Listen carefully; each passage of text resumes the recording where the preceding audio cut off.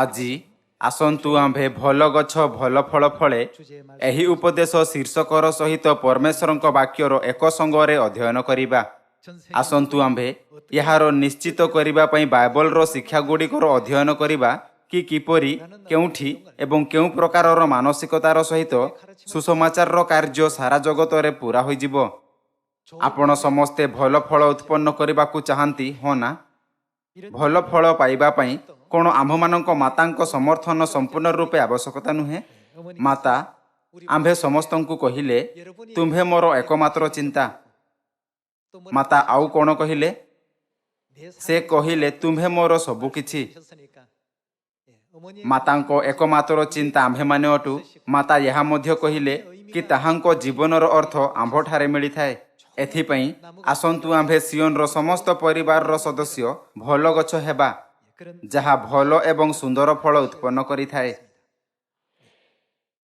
ଆମେରିକାରେ ଜଣେ ପ୍ରସିଦ୍ଧ ବିକ୍ରେତା ଥିଲେ। ଏହି ବିକ୍ରେତାର ନାମ ବିଲ୍ ପଟର ଥିଲା। ଯେବେ ତାଙ୍କର ଜନ୍ମ ହେଲା, ତାହାକୁ ମସ୍ତିଷ୍କ ପକ୍ଷାଘାତର ରୋଗ ଥିଲା। ମସ୍ତିଷ୍କ ପକ୍ଷାଘାତ କାରଣରୁ ତାହାଙ୍କ ପିଠି ସ୍ଥାୟୀ ରୂପେ ବଙ୍କା ହୋଇଥିଲା। ତାଙ୍କର ଡାହାଣ ହାତ ସମ୍ପୂର୍ଣ୍ଣ ରୂପେ କାମ କରିପାରୁନଥିଲା, ଆଉ ସେ ସାଧାରଣ ଭାବେ ଚାଲିପାରୁନଥିଲେ। ଯୁବକ ଅବସ୍ଥାରେ ପ୍ରବେଶ କରିବା କ୍ଷଣି ହିଁ ତାଙ୍କୁ ଚାକିରି ପାଇବାର ଥିଲା। ଜୀବନଯାପନ କରିବା ପାଇଁ ତାଙ୍କୁ କାମ କରିବାକୁ ପଡ଼ିଲା। ଯଦିଓ ସେ ବହୁତ ଗୁଡ଼ିଏ କମ୍ପାନୀରେ ରିଜ୍ୟୁମ୍ ପ୍ରସ୍ତୁତ କଲେ ଆଉ ଅନେକ କମ୍ପାନୀର କବାଟ ବାଡ଼େଇଲେ, କିନ୍ତୁ ସେମାନେ ସବୁ ସମୟରେ ତାହାଙ୍କୁ ପ୍ରତ୍ୟାଖ୍ୟାନ କଲେ। ଯେହେତୁ ତାଙ୍କ ମାତା ତାହାଙ୍କୁ ପ୍ରୋତ୍ସାହନ ଓ ସାନ୍ତ୍ୱନା ଦେଉଥାଇ ସବୁବେଳେ ତାହାଙ୍କ ସଙ୍ଗରେ ଥିଲେ, ତାହାଦ୍ୱାରା ତାହାଙ୍କୁ ବହୁତ ଶକ୍ତି ମିଳିଲା। ଯେହେତୁ ବିଲ୍ ପଟର ଜଣେ ବିକଳାଙ୍ଗ ଭାବରେ ଜନ୍ମ ହୋଇଥିଲେ, ତେଣୁ ଯେବେ ମଧ୍ୟ ସେମାନେ ଏକ ସଙ୍ଗରେ ଘରେ ରହୁଥିଲେ ବା ଏକ ସଙ୍ଗରେ ଭୋଜନ କରୁଥିଲେ, ସେତେବେଳେ ତାହାଙ୍କ ମାତା ତାଙ୍କୁ ଅନବରତ କହିଲେ, ଧୈର୍ଯ୍ୟ ରଖ, ଅନବରତ କରୁଥାଅ ଏବଂ ଶେଷ ପର୍ଯ୍ୟନ୍ତ କେବେ ହାର ମାନ ନାହିଁ। ସେ ସବୁବେଳେ ତାହାଙ୍କୁ ଉତ୍ସାହିତ କରୁଥିଲେ ଆଉ ତାଙ୍କୁ କେବେ ହାର ନ ମାନିବାକୁ ଶିଖାଇଲେ। ଆପଣା ଜୀବନ ସାରା ତାଙ୍କୁ କେବେ ହାର ନ ମାନିବାକୁ ଶିଖାଯାଇଥିଲା। ପ୍ରତ୍ୟେକ ଥର ଯେବେ ସେ କୌଣସି କମ୍ପାନୀର କବାଟ ବାଡ଼େଇଲେ ଆଉ ତାଙ୍କୁ ପ୍ରତ୍ୟାଖ୍ୟାନ କରାଗଲା, ତେବେ ସେ କେବେ ହାର ମାନିଲେ ନାହିଁ। ଏହା ପରିବର୍ତ୍ତେ ସେ କେବଳ ଅନ୍ୟ କମ୍ପାନୀର କବାଟ ବାଡ଼େଇଲେ। ଦିନେ ସେ ୱାଟକିନ୍ସ ଇନକର୍ପୋରେଟେଡ୍ ନାମକ କମ୍ପାନୀକୁ ଏକ ରିଜ୍ୟୁମ୍ ପ୍ରସ୍ତୁତ କଲେ। ତାଙ୍କର ଶାରୀରିକ ରୂପ କାରଣରୁ ଲୋକମାନେ ତାହାଙ୍କୁ ପ୍ରତ୍ୟାଖ୍ୟାନ କଲେ। ସେମାନେ ତାଙ୍କୁ ଜଣେଇଲେ କି ସେ ତାହାଙ୍କ କମ୍ପାନୀ ପାଇଁ ଉପଯୁକ୍ତ ନୁହନ୍ତି। ଏଥିପାଇଁ ତାଙ୍କୁ ସର୍ବଦା ନିମନ୍ତେ ପ୍ରତ୍ୟାଖ୍ୟାନ କରିଦିଆଯାଇଥିଲା। ତାହାଙ୍କ ମାତା ବିଲ୍ଡିଂ ବାହାରେ ଏହା ଚିନ୍ତା କରୁଥାଇ ତାଙ୍କ ଅପେକ୍ଷା କଲେ କି କ'ଣ ସେ ଏଥର ଚୟନ କରାଗଲା। ତାଙ୍କ ମାତା ସର୍ବଦା ତାଙ୍କ ନିମନ୍ତେ କାର୍ ଚଳାଉଥିଲେ। ଯେବେ ସେ ତାଙ୍କ ମାତାଙ୍କ ଉଜ୍ଜ୍ୱଳ ଚେହେରା ଦେଖିଲେ, ତେବେ ତାଙ୍କ ମନ ପରିବର୍ତ୍ତନ ହେଲା। ସେ ସେହି କମ୍ପାନୀକୁ ଫେରିଯାଇ ଯେ ତାଙ୍କୁ ଅସ୍ୱୀକାର କରିଥିଲେ, ଆହୁରି ଅନୁରୋଧ କଲେ, ମୋତେ ସବୁଠାରୁ କଠିନ ବିଭାଗକୁ ପଠାନ୍ତୁ, ଯାହାକୁ ଅନ୍ୟ କର୍ମଚାରୀ ପସନ୍ଦ କରନ୍ତି ନାହିଁ। ସେ କହିଲେ, ଆପଣ ମୋତେ ସେହି ସ୍ଥାନକୁ କାହିଁକି ପଠାଉନାହାନ୍ତି ଯେଉଁଠି କେହି ଯିବାକୁ ଚାହାନ୍ତି ନାହିଁ? ସେମାନେ ତାଙ୍କ ମନୋଭାବରେ ପ୍ରଭାବିତ ହେଲେ ଏବଂ ସେମାନେ ତାଙ୍କୁ ଶୀଘ୍ର ଜଣେ ବିକ୍ରେତା ରୂପେ କାମରେ ରଖିଲେ। ବିଲ୍ ପଟର ଆପଣା ସାରା ମନ ୱାଟକିନ୍ସର ଉତ୍ପାଦ ବିକ୍ରି କରିବାରେ ଲଗାଇଲେ। ତଥାପି ଯଦିଓ ସେ ପ୍ରତ୍ୟେକ କବାଟରେ ଠକ୍ ଠକ୍ କରିବାକୁ ବହୁତ ଚେଷ୍ଟା କଲେ, କିନ୍ତୁ ଲୋକମାନେ ତାଙ୍କ ରୂପ ଦେଖି ଶୀଘ୍ର ତାହାଙ୍କ ପ୍ରତ୍ୟାଖ୍ୟାନ କଲେ। ତାଙ୍କୁ ଅସଂଖ୍ୟ ଥର ପ୍ରତ୍ୟାଖ୍ୟାନ କରାଗଲା ଏବଂ କୁହାଗଲା, ମୋତେ ତୁମର ଉତ୍ପାଦର ଆବଶ୍ୟକତା ନାହିଁ, ଚାଲିଯାଅ। ମାତ୍ର ସେ ପୁଣି ଯାଉଥିଲା, କାରଣ ତାଙ୍କ ମାତା ତାଙ୍କୁ ସର୍ବଦା ଶିଖାଉଥିଲେ, ଧୈର୍ଯ୍ୟ ରଖ, ଅନବରତ କରୁଥାଅ ଏବଂ କେବେ ହାର ମାନ ନାହିଁ। ତାହାଙ୍କ ବାଲ୍ୟାବସ୍ଥାରୁ ହିଁ ତାଙ୍କ ମାତାଙ୍କ ଶିକ୍ଷା ତାଙ୍କ ହୃଦୟରେ ରହିଥିଲା। ଏଥିପାଇଁ ସେ ଅନବରତ ପ୍ରତ୍ୟାଖ୍ୟାନ କରାଯିବା ପରେ ମଧ୍ୟ ଅନ୍ୟ କବାଟକୁ ଯାଉଥିଲା। ଯଦିଓ ବିଲ୍ ପଟରଙ୍କୁ ଅନେକ ଥର ପ୍ରତ୍ୟାଖ୍ୟାନ କରାଯାଇଥିଲା, କିନ୍ତୁ ସେ ଆପଣା ମନରେ ଜୀବିତ ମାତାଙ୍କ ଶିକ୍ଷାଗୁଡ଼ିକ ଦ୍ୱାରା ସର୍ବଦା ନିଜକୁ ପ୍ରୋତ୍ସାହିତ କରୁଥିଲା। ତାଙ୍କ ମାତା ପ୍ରତିଦିନ ତାହା ନିମନ୍ତେ ଅପରାହ୍ନ ଭୋଜନ ପ୍ୟାକ୍ କରୁଥିଲେ। ଯେତେବେଳେ ତାଙ୍କ ମାତା ଭୋଜନ ପ୍ୟାକ୍ କରନ୍ତି, ତେବେ ସେ ସର୍ବଦା ସ୍ୟାଣ୍ଡୱିଚରେ ଷ୍ଟ୍ରବେରୀ ଜାମ୍ ଦ୍ୱାରା ଧୈର୍ଯ୍ୟ ଶବ୍ଦ ଲେଖନ୍ତି। ଯେତେବେଳେ ସେ ଅପରାହ୍ନ ଭୋଜନ ଖାଇବା ନିମନ୍ତେ ରାସ୍ତା କଡ଼ରେ ବସୁଥିଲା, ତେବେ ତାହାର ସ୍ୟାଣ୍ଡୱିଚରେ ସର୍ବଦା ଧୈର୍ଯ୍ୟ ଶବ୍ଦ ଲେଖା ରହୁଥିଲା। ଯେହେତୁ ତାଙ୍କ ମାତାଙ୍କ ଏହି ସନ୍ଦେଶ ତାଙ୍କୁ ସର୍ବଦା ପ୍ରୋତ୍ସାହିତ କଲା, ତେଣୁ ସେ ଧୈର୍ଯ୍ୟ ରଖିପାରିଲେ।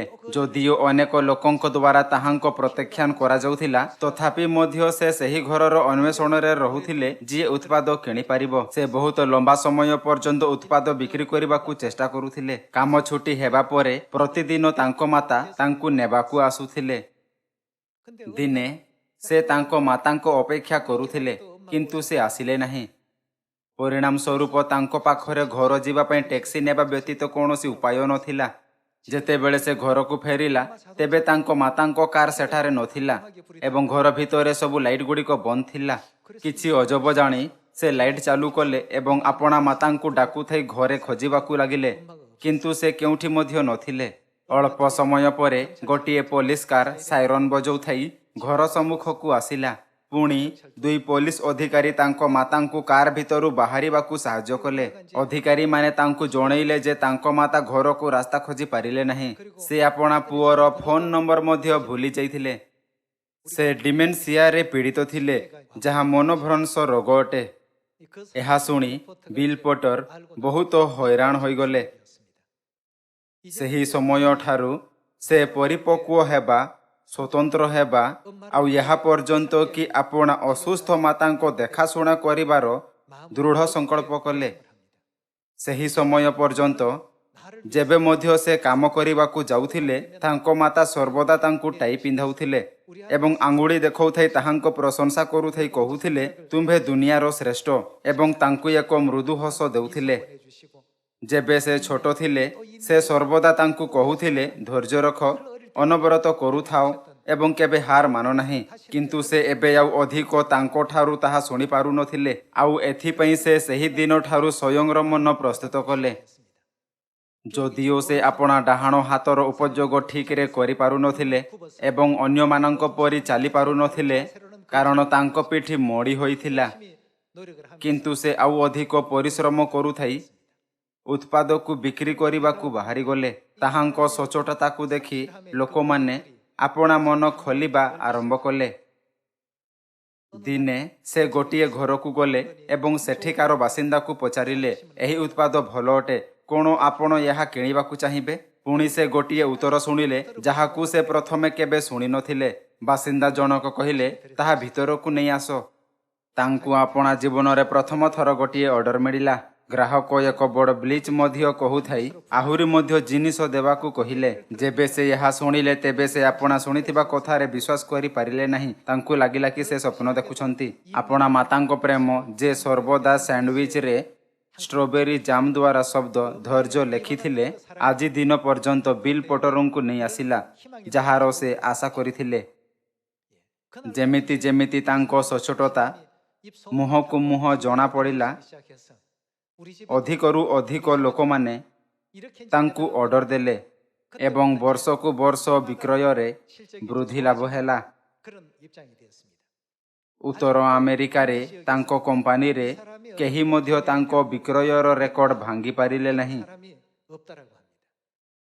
ଯେତେବେଳେ ଆମ୍ଭେ ତାଙ୍କ ଜୀବନର କାହାଣୀର ଯାଞ୍ଚ କରିଥାଉ, ତେବେ ଆମ୍ଭେ ନିଜକୁ ପଚାରିପାରିବା, କେଉଁ ବିଷୟ ଶେଷ ପର୍ଯ୍ୟନ୍ତ ତାଙ୍କୁ ଧୈର୍ଯ୍ୟ ରଖିବାର ସାମର୍ଥ୍ୟ ଦେଲା?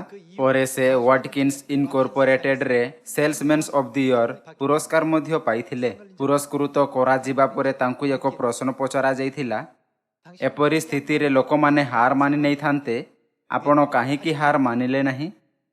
ସେ କହିଲେ କି ଏପରି ଏଥିପାଇଁ ଥିଲା କାରଣ ବାଲ୍ୟକାଳରୁ ହିଁ ତାଙ୍କ ମାତା ତାଙ୍କୁ ସର୍ବଦା ଧୈର୍ଯ୍ୟ ରଖିବା, ଅନବରତ କାର୍ଯ୍ୟରତ ହେବା ଏବଂ କେବେ ହାର ନ ମାନିବାକୁ ଶିଖାଇଲେ।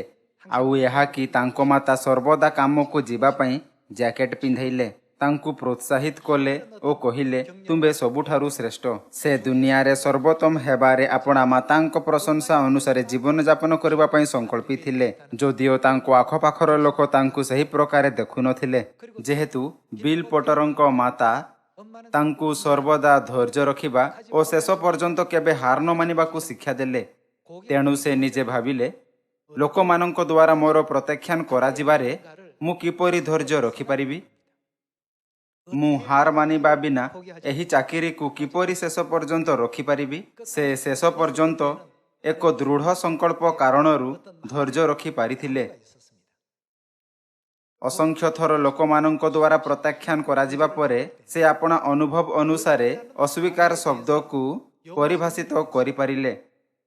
ପ୍ରତ୍ୟେକ ଥର ଯେତେବେଳେ ତାଙ୍କ ପ୍ରତ୍ୟାଖ୍ୟାନ କରାଯାଇଥିଲା ତେବେ ସେ ନିଜେ ଚିନ୍ତା କଲେ, ଅସ୍ୱୀକାର ମୋ ପାଇଁ ଭଲ ଉତ୍ପାଦର ସହିତ ଆସିବା ପାଇଁ ଗ୍ରାହକଙ୍କ ସଂକେତ ଅଟେ। ଏହା ମୋ ପାଇଁ ଗ୍ରାହକଙ୍କ ଅନୁରୋଧ, ଇଚ୍ଛା ଏବଂ ସଂକେତ ଅଟେ କି ଅଧିକ ଆକର୍ଷକ ଦେଖାଯାଉଥିବା ଉତ୍ପାଦର ସହିତ ଆସିବି। ଆର ଥରକୁ ମୁଁ ଏକ ଭଲ ଉତ୍ପାଦର ସହିତ ଆସିବି।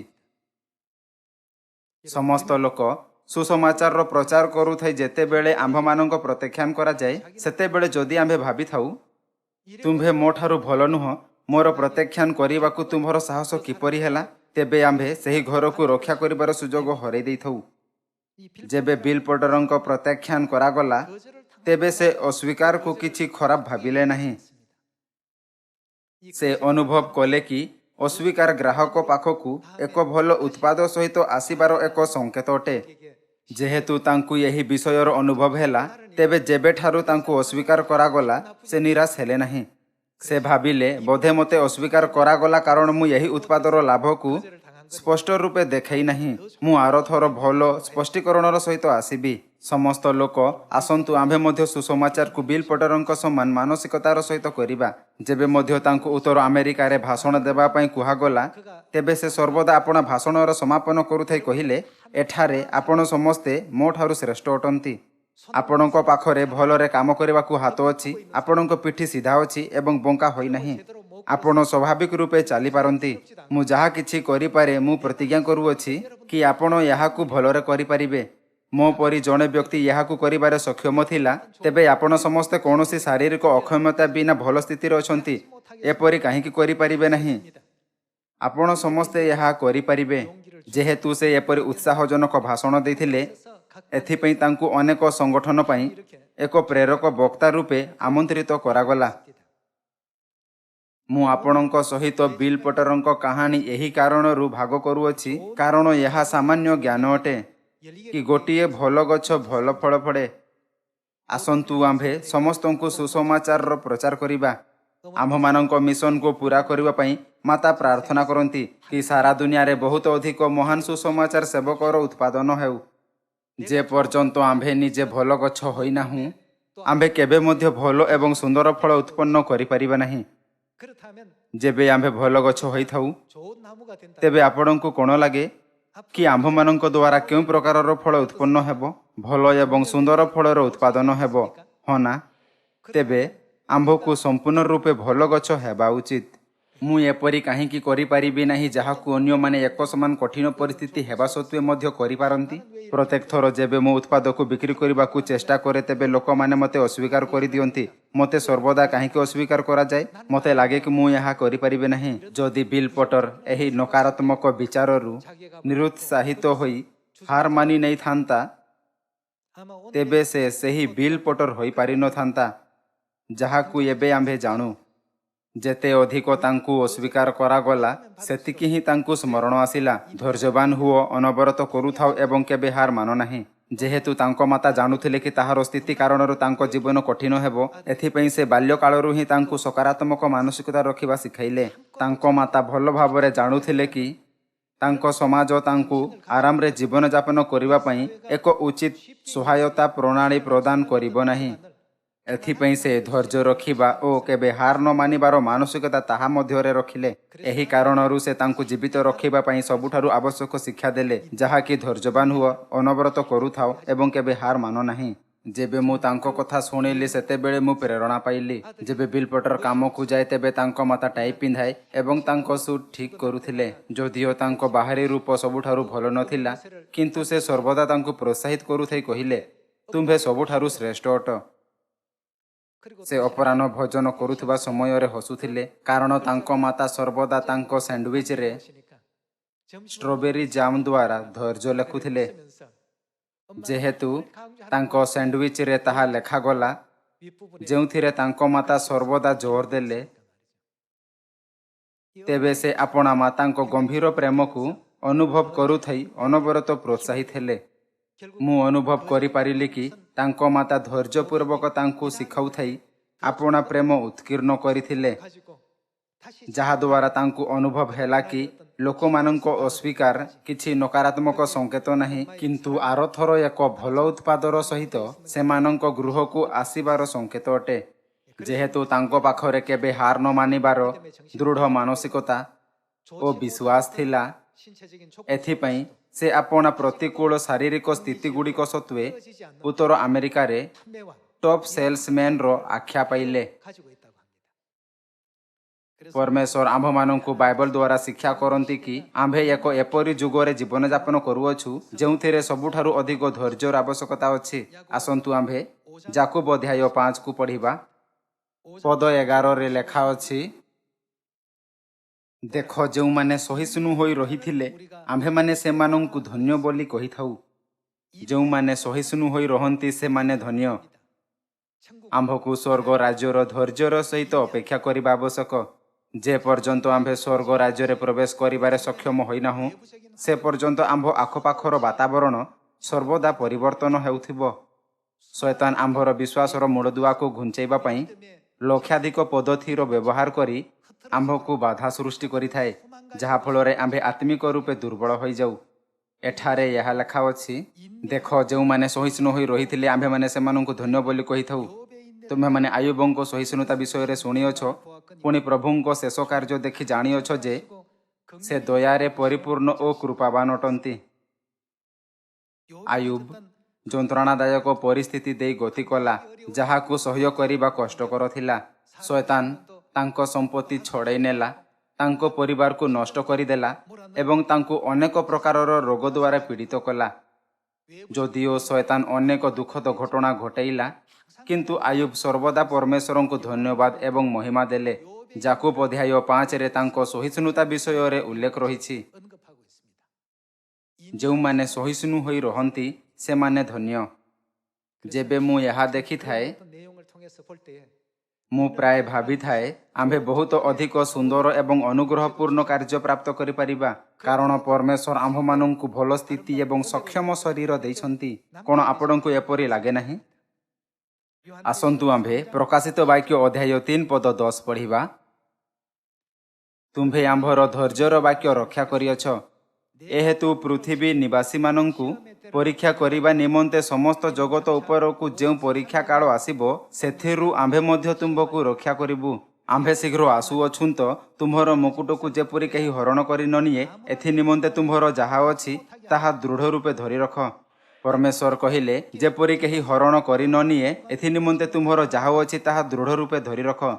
ଏଥିପାଇଁ ଆମ୍ଭେ ମୁକୁଟର ମୂଲ୍ୟ ଜାଣିବା ବିନା ତାହାର ଅସ୍ତିତ୍ୱ ଉପରେ ବିଶ୍ୱାସ ନ କରି ଏହା ଭାବୁଥାଇ କେବଳ ତାହାକୁ ଧରି ରଖି ଏସୋ ପରି ଛିଡ଼ା ରହିବା ଉଚିତ ନୁହେଁ କି ଯଦି କେହି ମୋ ମୁକୁଟ ନେବାକୁ ଚାହେଁ ତେବେ ନେଉ।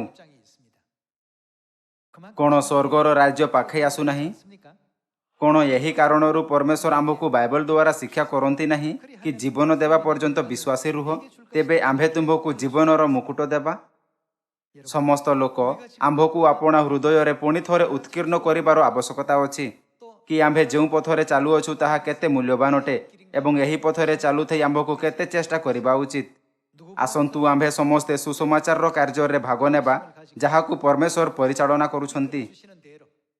ସୁସମାଚାର କରୁଥିବା ସମୟରେ ଆସନ୍ତୁ ଆମ୍ଭେ ଏହି ମିଶନକୁ ପୂରା କରିବା ପାଇଁ ପରମେଶ୍ୱରଙ୍କ ପ୍ରବଳ ଶକ୍ତି ଉପରେ ନିର୍ଭର ହୋଇ ଅନ୍ୟମାନଙ୍କ ତୁଳନାରେ ଅଧିକ ଆଗ୍ରହୀ ଓ ଉତ୍ସାହୀ ହେବା।